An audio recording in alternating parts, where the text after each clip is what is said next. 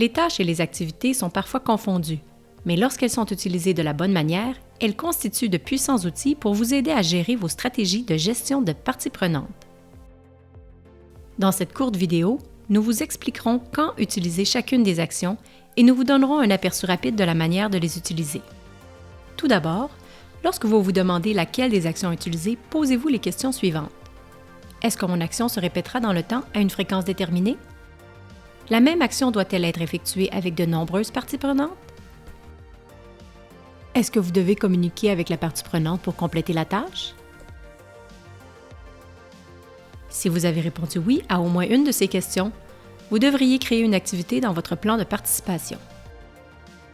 Si au contraire, aucune de ces situations ne s'applique, simplement créez une tâche. Une tâche est une action simple et ponctuelle. Pensez aux tâches comme à des éléments d'une liste de choses à faire. Vous pouvez créer différents types de tâches et les attribuer aux membres de l'équipe afin de gérer et suivre le travail effectué. Lorsque vous êtes dans une fiche, qu'il s'agisse d'une communication, d'un plan de participation ou d'un événement tel qu'une inspection à venir, il vous suffit de cliquer sur le symbole « plus » vert à côté de « Tâches » pour en créer une. Choisissez un type de tâche, saisissez le titre et la description et désignez un membre de l'équipe pour effectuer la tâche. D'autres champs vous permettent de spécifier les parties prenantes associées, de saisir une date d'échéance et la dernière date de début autorisée et d'attribuer un niveau de priorité.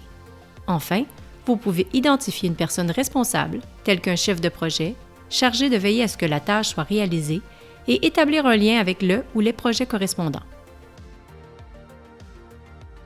Une activité est une sous-section d'un plan de participation. Les activités comprennent généralement une ou plusieurs tâches à réaliser avec des groupes de parties prenantes. Les activités peuvent être récurrentes ou non. En plus de relier vos parties prenantes à vos initiatives de mobilisation, une activité crée en quelques clics toutes les tâches que vous pouvez attribuer aux membres de l'équipe. L'activité doit être créée dans un plan de participation. Vous devrez remplir les champs obligatoires configurés pour votre organisation.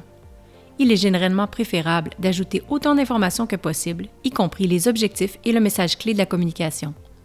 Vous pouvez ajouter des parties prenantes et affecter les membres de l'équipe à l'exécution des tâches. Ajoutez une durée pour définir le moment où votre activité aura lieu.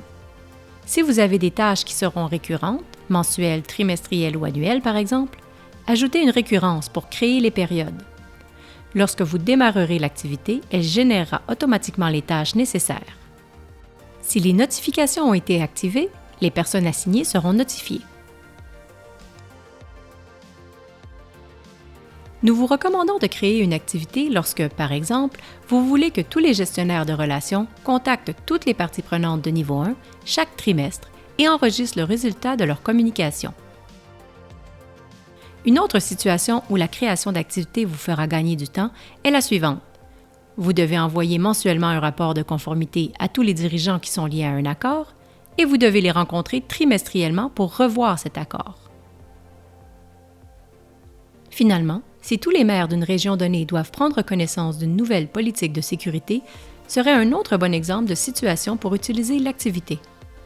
Visitez le centre d'aide pour obtenir plus de détails sur la façon de créer, modifier et établir des rapports sur les tâches et les activités.